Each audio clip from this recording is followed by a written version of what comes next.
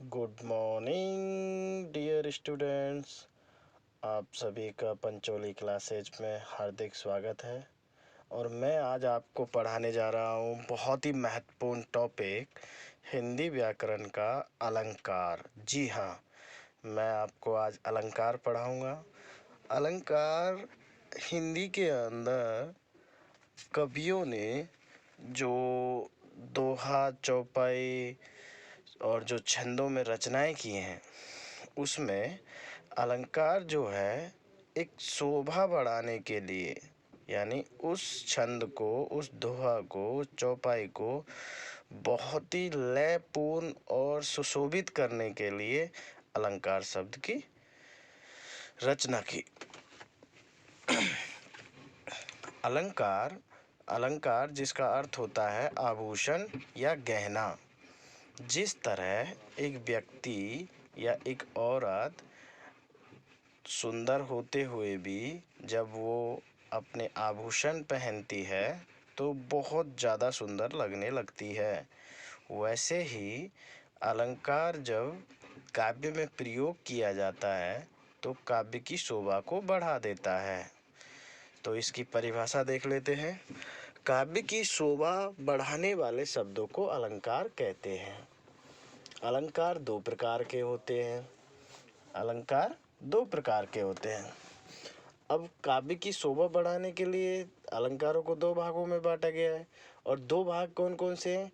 या तो शब्दों के माध्यम से शोभा बढ़ेगी काव्य की, या फिर उसके शब्दों के जो अर्थ है उसके माध्यम से शोभा बढ़ेगी। तो इस प्रकार वो दो प्रकार के हो जाते हैं अलंकार, शब्दालंकार, अर्थालंकार। आगे देखते हैं हम शब्दालंकार जब काव्य में शब्दों के विशिष्ट प्रयोग से सौंदर्य और चमत्कार उत्पन्न होता है, वहाँ शब्दालंकार होता है। यानी यहाँ शब्दों के माध्यम से काव्य में चमत्कार उत्पन्न होगा, हमें पढ़ने में आनंद आएगा, तो वहाँ क्या होगा? शब्दालंकार।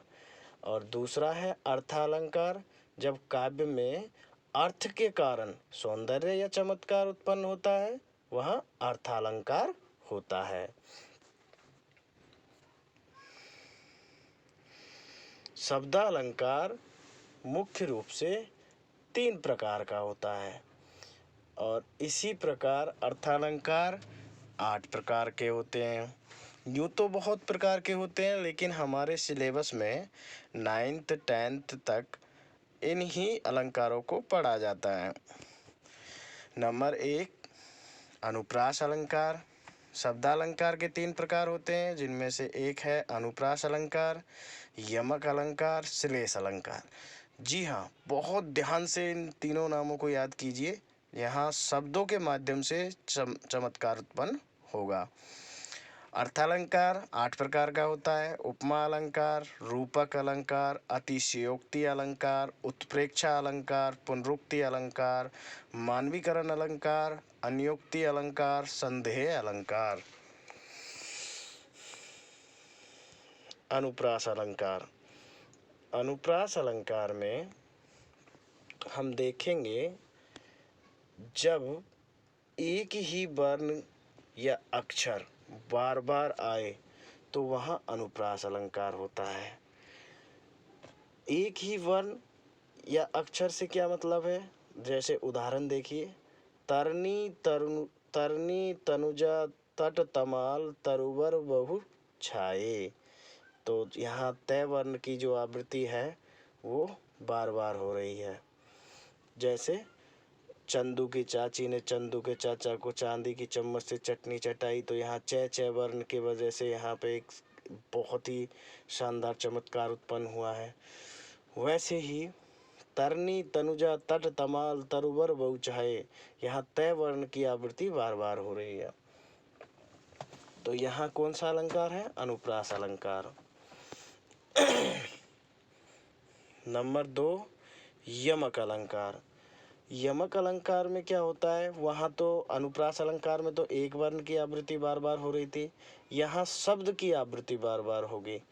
जब एक ही शब्द का 2 या 2 से अधिक बार प्रयोग हुआ हो, लेकिन प्रत्येक बार अर्थ अलग हो तो वहाँ यमक अलंकार होता है।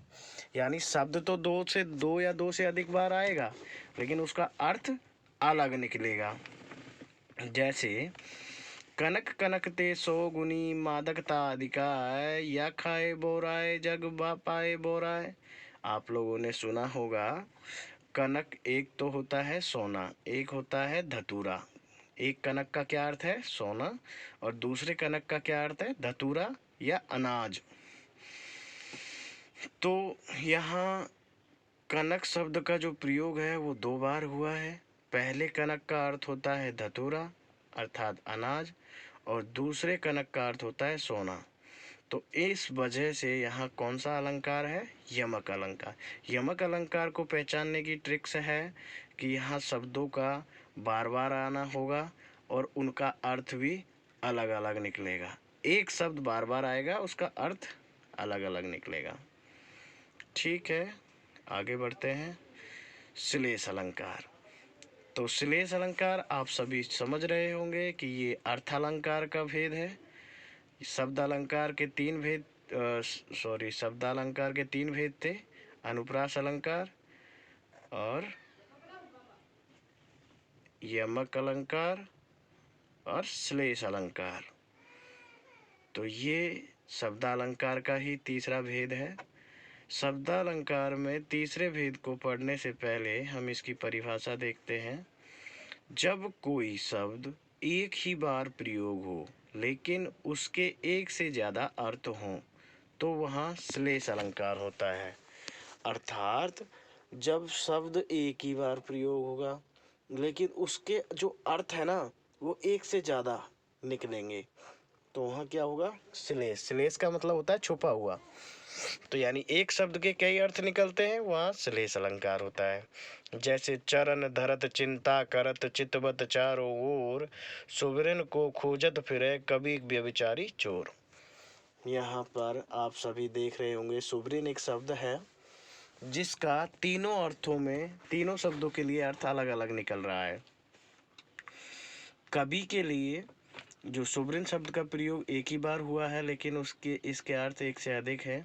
यहाँ सुवरिन शब्द के तीन अर्थ हैं। कवि के लिए सुवरिन शब्द का अर्थ है सुंदर, अक्षर। व्यभिचारी के लिए सुवरिन शब्द का अर्थ है सुंदर स्त्री, और चोर के लिए सुवरिन शब्द का अर्थ है सोना। अतः यहाँ कौन सा अलंकार है? श्लेष अलंकार। श्लेष अलंकार की यही पहचान है कि यहाँ एक शब्द आएगा जिसका अर्थ कई शब्दों के अनुसार अलग अलग निकलेगा। अब आ जाते हैं अर्थालंकार। अर्थालंकार का पहला भाग है उपमा अलंकार। अर्थालंकार को हम कल पढ़ेंगे और आज यहीं पे वीडियो समाप्त करते हैं क्योंकि वीडियो लंबा हो जाएगा।